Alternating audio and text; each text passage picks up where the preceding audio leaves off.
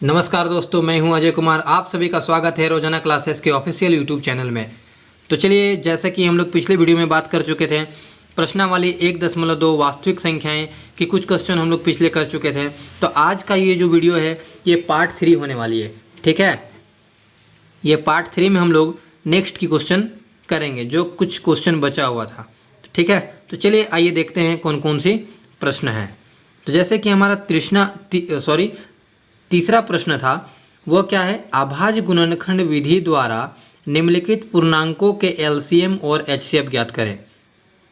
ठीक है, तो अभाज्य गुणनखंड विधि द्वारा, अगर आप पिछले वीडियो नहीं देखे हैं तो उन्हें जाकर देखिए, तब जाके ये आपको क्लियर समझ में आएगी। ठीक है, तो देखिए यहाँ कह रहा अभाज्य गुणनखंड विधि द्वारा हमें क्या निकालना है, एलसीएम और एचसीएफ निकालना है। ठीक है दोस्तों, तो जैसे कि हमारा पहला प्रश्न है 12, 15 और 21। आइए देखते हैं हम पहला प्रश्न का हल।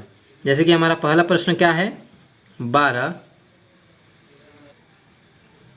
15 और 21। ठीक है, तो देखिए अभाज्य गुणनखंड हम लोग किस प्रकार करते हैं। जैसे कि हम 12 का निकालेंगे तो 2 छक 12, 2 तिया 6, यानी कि 12 का लिख सकते हैं हम लोग 2 गुने 2 गुने 3। ठीक है, इसी प्रकार हम 15 का अगर लिखते हैं तो किस प्रकार लिखेंगे, 5 गुने 3।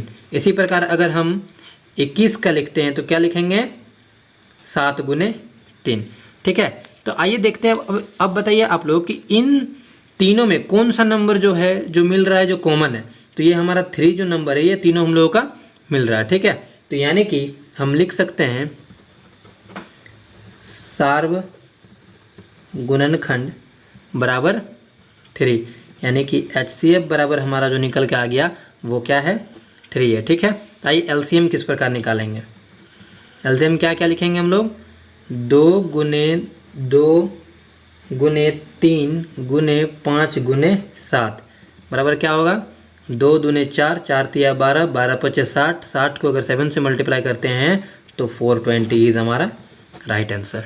ठीक है, तो आइए देखते हैं हमारा दूसरा प्रश्न क्या है, 17, 23 और 29। ठीक है, तो चलिए देखते हैं हमारा दूसरा प्रश्न का सॉल्व क्या है, 17, 23 और ये 29। ठीक है, तो देखिए इसको किस प्रकार सॉल्व करेंगे। 17 का अगर अभाज्य गुणनखंड करेंगे तो पहली बात तो ये 1 से जाएगी और खुद से जाएगी, अदर कोई इसका फैक्टराइज नहीं हो पाएगा। ठीक है, उसी प्रकार अगर 23 का करेंगे तो 1 गुना 23 और 29 का 1 गुना 29। ठीक है, तो इनमें से आपको देखिए कौन सा कॉमन है, 1 है। तो यानी कि जो हमारा HCF निकल कर आएगी वो क्या होगी, 1। और LCM हम क्या करेंगे, हम LCM क्या करेंगे, 17 गुना 23 गुना 29। ठीक है, अगर हम तीनों को मल्टीप्लाई करके देखते हैं तो हमारा आता है 11339। ठीक है, आप लोग मल्टीप्लाई करके देख लीजिएगा, ये हमारा राइट आंसर है। ठीक है, तो आइए देखते हैं हमारा तीसरा प्रश्न क्या है, 8, 9 और 25।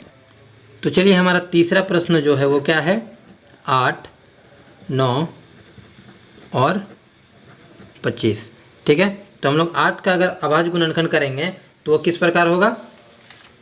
ठीक है, तो देखिए वो किस प्रकार होगा, यानी कि पहली बात तो 1 से जाएगी ही जाएगी, 2 गुने 2 गुने 2। ठीक है, अगर आपको अभाज्य गुणनखंड नहीं आती है तो आप पिछले की वीडियो जाकर देखिए, आपको पूरे तरह से समझ में आ जाएगी। ठीक है, 9 का भी करेंगे तो क्या होगा, 1 गुना 3 इंटू 3। उसका क्या है, अगर 25 का करते हैं तो पहली बात 1 से तो जाएगी ही जाएगी और 5 गुना 5। अब देखिए इन तीनों में क्या दो इसमें है, लेकिन क्या इसमें 2 है, नहीं है। क्या इसमें 2 है, नहीं है। ठीक है, तो यानी कि एक जो हमारा है यही हमारा HCF होगा।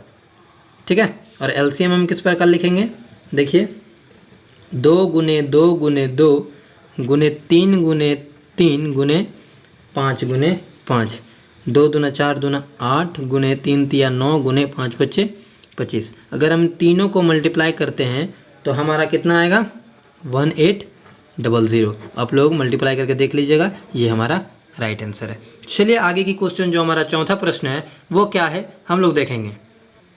तो फ्रेंड्स देखिए, ये हमारा चौथा प्रश्न है कि HCF 306 और 657 का जो HCF है वो दिया गया है 9।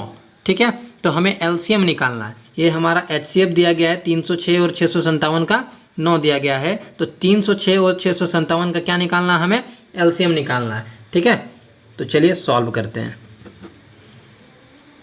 यानी कि हमारा जो दिया गया है एचसीएफ क्या दिया गया है 306 और 657 का क्या दिया गया है, ये 9 दिया गया है। ठीक है, तो हम लिख सकते हैं कि एलसीएम इंटू एचसीएफ बराबर N1 इंटू N2। ठीक है, तो अगर हम एलसीएम को बाहर निकाल दें तो क्या बचेगा हमारा N1 इंटू N2 बटे एचसीएफ। ठीक है, तो N1 N2 हमारा क्या है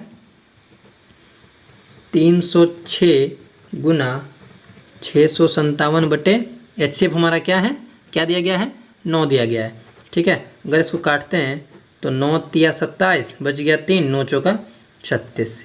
यानी कि अगर इन दोनों को मल्टीप्लाई करते हैं तो हमारा क्या आ जाती है आंसर 22338। ये हमारा राइट आंसर है। ठीक है दोस्तों, तो चलिए आगे देखते हैं हमारा पांचवा प्रश्न क्या है।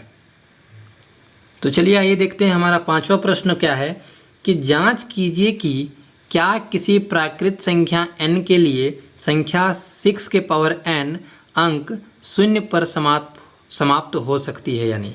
ठीक है, ये हमें जांच करना है कि प्राकृत संख्या n के लिए संख्या 6 टू द पावर n अंक जो है ये 0 पर समाप्त हो सकती है या नहीं। आइए इसका सॉल्यूशन करते हैं। ठीक है, तो देखिए 6 के पावर n का अभाज्य गुणनखंड। ठीक है, क्या होगा अभाज्य गुणनखंड 2 into 3 to the power n हम लोग लिख सकते हैं। ठीक है, तो आइए देखते हैं। जबकि कोई प्राकृत संख्या जो